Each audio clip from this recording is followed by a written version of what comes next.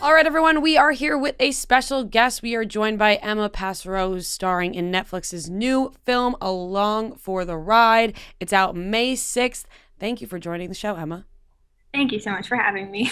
We're really excited to talk to you. I'm very excited to talk to you. I love... Why'd you single out yourself? Because you went from we to I'm. You're very excited. You're very excited. How many Sarah Duffield books have you read? Oh, don't put me on the spot there. I'm a massive, I like my early end of middle school, like early high school years, loved reading Sarah Duffield, obsessed with her. I think all of her books are amazing. So when I saw that she was, these books are headed to Netflix, I'm like, this is the perfect place for it. How excited are you to be a part of the Netflix family, and especially in this genre that has now been so popular for Netflix? I am so excited. I constantly say this, but I mean it. I still think I'm dreaming. Like, I can't really believe that this is happening. And so I hadn't read Along for the Ride before I auditioned, but I knew about it because all of my friends were reading it. And it was very much a part of the like growing up in the 2000s situation. Absolutely. And but then I read it immediately after auditioning and I was like, oh, this is the coolest thing ever. And I want to be a part of it. And I think this is like a booming moment for YA because I feel like this movie specifically, but also others that are coming out now, kind of, they don't fall into the classic archetypes of characters that can be in YA movies, specifically with women. Like, I'm only one thing, you're the nerd or the cool one. Like, you know, all of these characters are deeply multifaceted. They're complex, very imperfect. And I can, you know, relate to the imperfection a lot. So I was like, oh, this would just be a dream to be a part of. Now, what was the audition process like? Because I feel like as an actor, actress, getting into the Netflix family has to be sort of like a dream, especially getting to be a part of, you know, a book like this and turning into a movie. And like Fran said, the young adult category becoming so popularized. This is what people dream of. So take us through that audition process and you finding out that you got the role. Yeah, this is actually a crazy situation. So I auditioned for it in January of 2021, last year. And it was just a normal self-tape. And then I had a call back with the director over Zoom later that month. And then it completely disappeared. And like 3 months later in April, it was a Friday night and I got a call from my team and they're like, hey, remember that thing you auditioned for? Well, it's coming back. So get ready for next week. Maybe it'll be another callback. And I was like really, really excited because I really loved the script when I initially read it. Then they called me back like 5 minutes later. They're like, hey, so like chill out. Are you sitting down? I was like, yeah. They're like, so this is moving faster than we thought. You have a call with the director in 30 minutes. And then you have a call back tomorrow morning. Here's 13 pages. And after your call with the director, you have to take a COVID test. And I was like, well, why would I have to take a COVID test? This is all over Zoom. And they're like, well, because if you get it, you leave Sunday morning.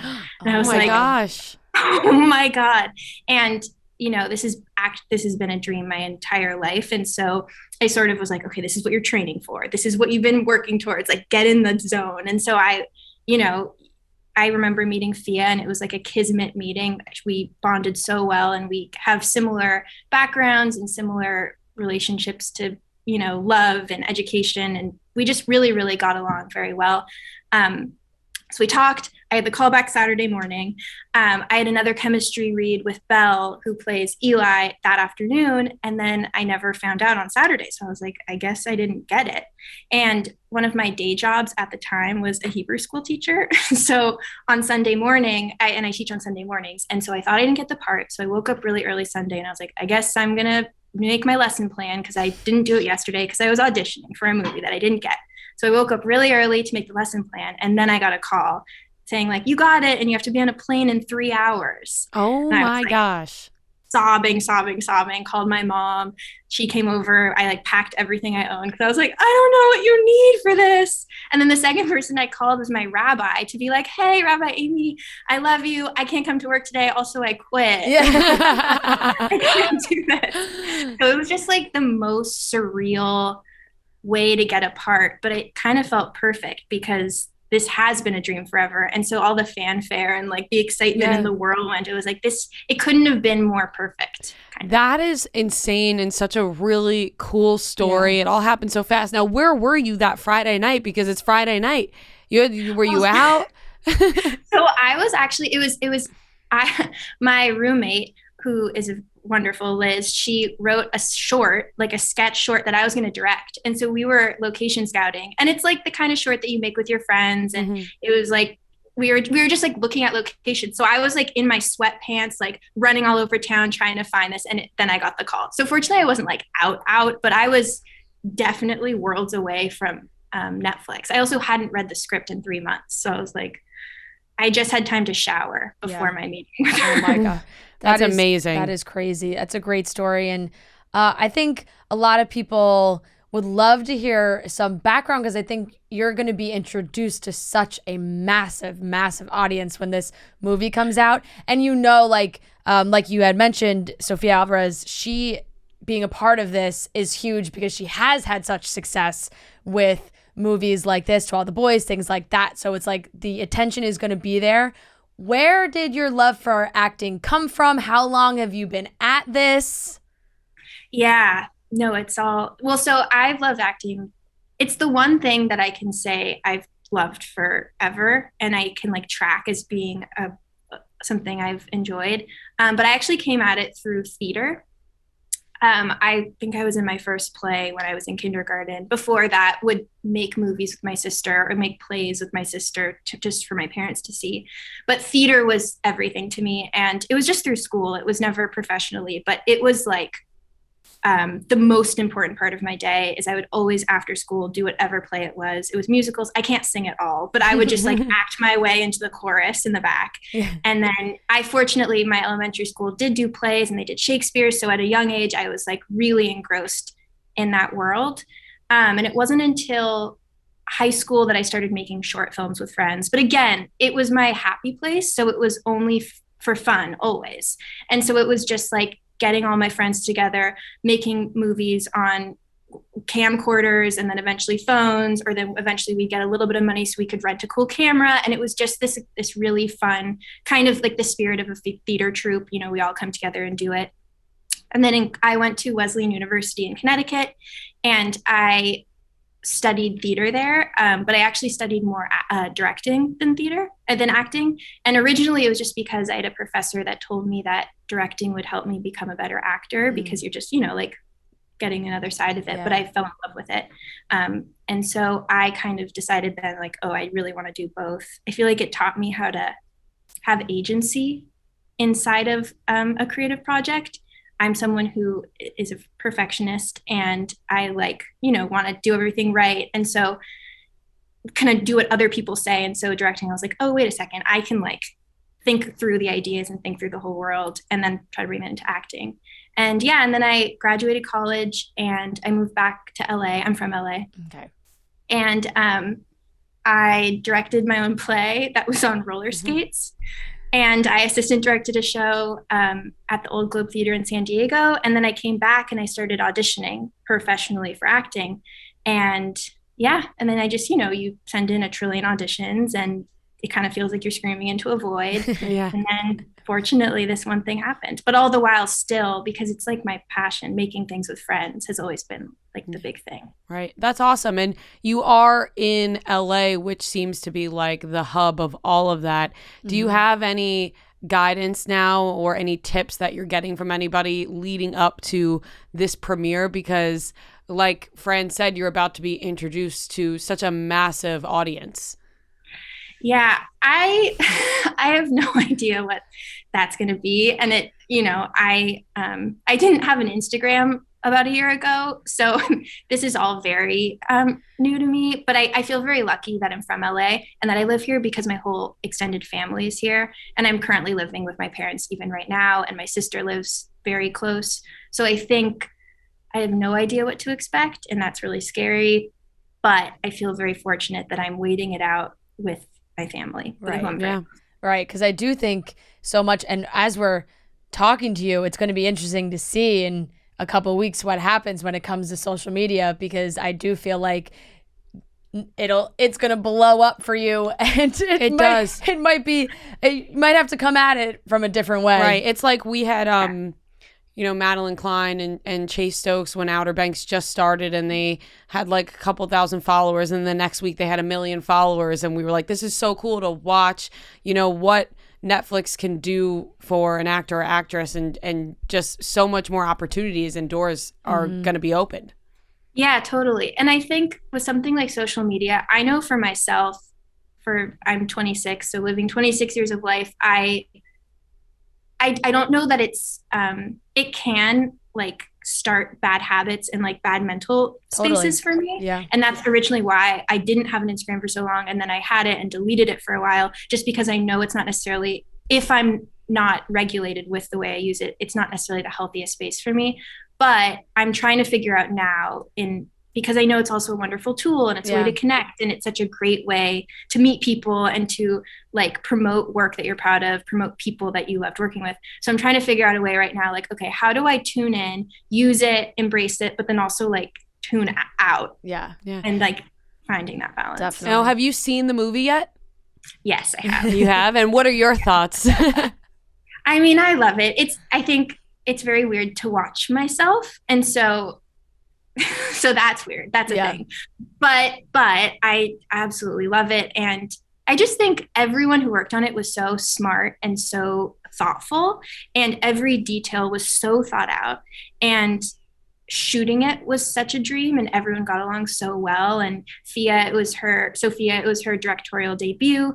And so it felt like we were going on this journey together. And Belle and I are like best friends now, who plays Eli. And so I think what I love about the movie is it captures the joy of shooting it and all of the brains of the people who worked on it in like a really nice way. So I can ignore myself and just like focus on that. And that's just heaven. Yeah. And it's awesome because not only, it's you, I don't think I know him well enough to call him Belle, but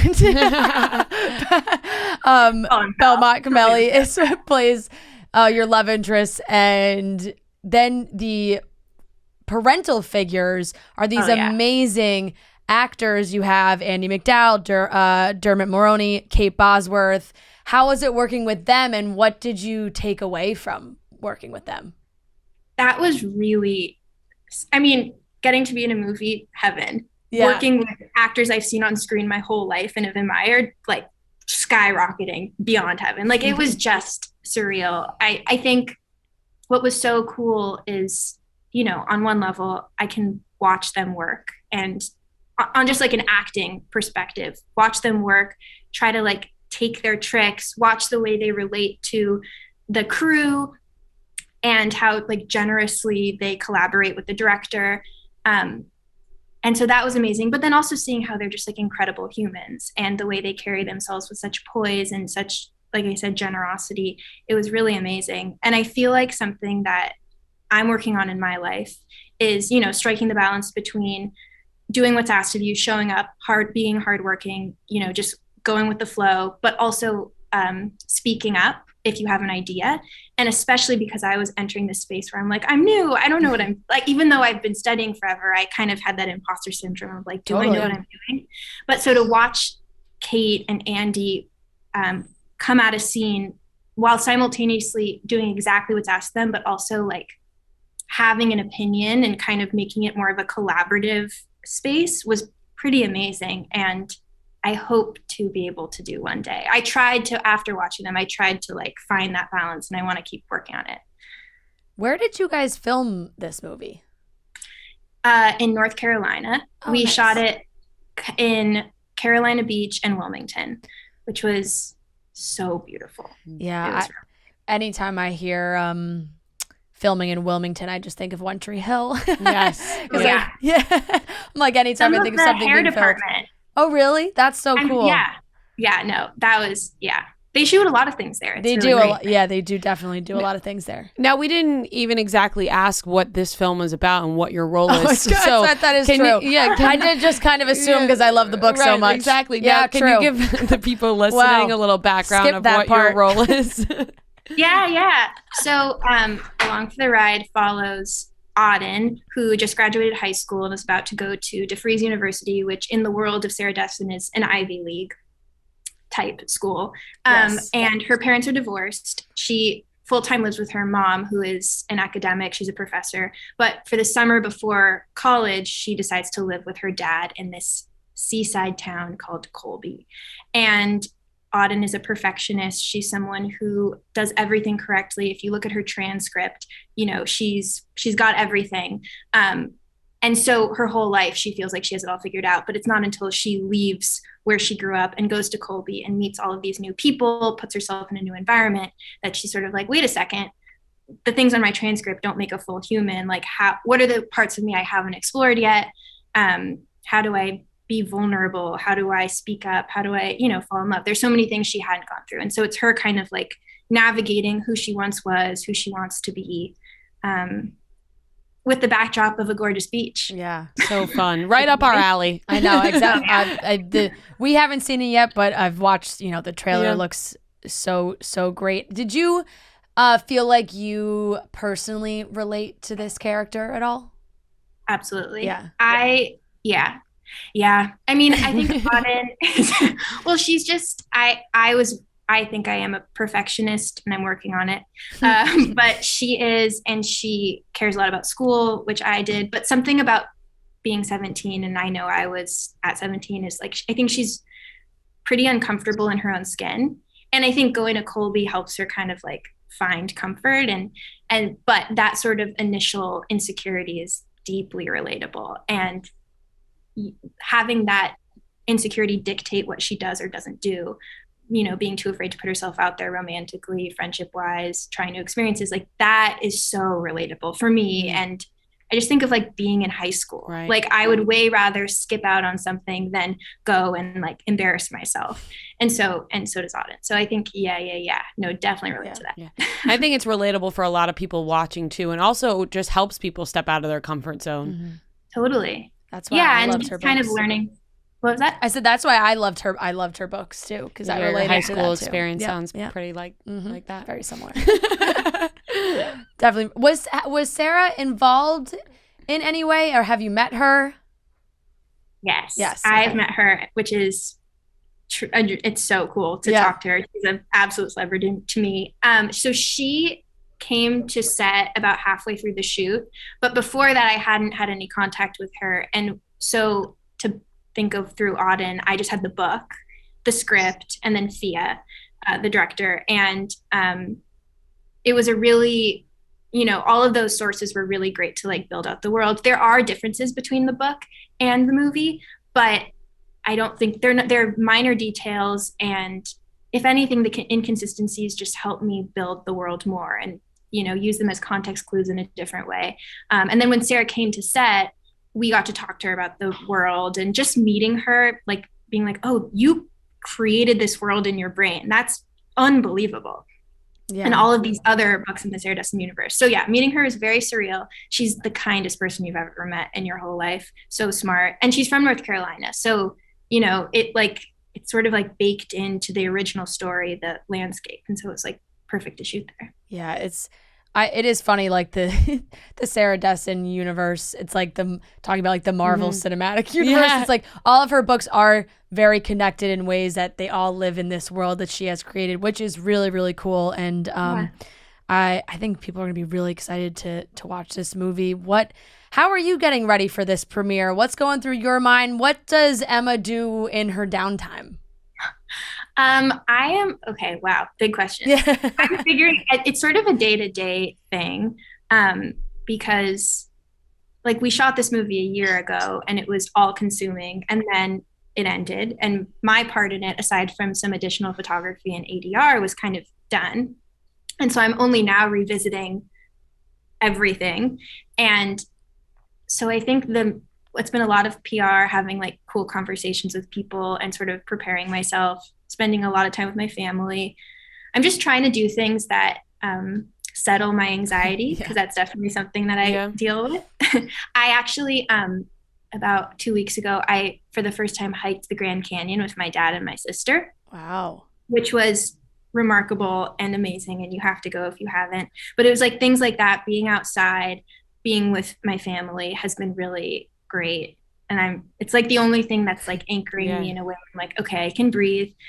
We're just hiking. We just have to it's like good. But I don't know. I'm working it out. Spending a lot of time with Belle too. Yeah. That's great. Do you plan to watch the movie that day with your family? I think so. Yeah. That would be fun. Yeah. I think, despite the fact that it's weird to watch myself, this is something I've been working towards for my whole life. And I'm trying to find the balance of like allowing myself to enjoy it and be like, yeah, no, this is happening, but also, tuning it out when it feels too overwhelming. But yeah, I think I'm going to watch it. Yeah, I hope so. And I that is really great that you have your family to lean on, I think, and that environment and friends and all of that is so great. We can't wait to watch this movie. We can't wait everyone to watch. I am a sucker. Everyone knows, everyone listening knows that I am a sucker for a good YA Netflix movie.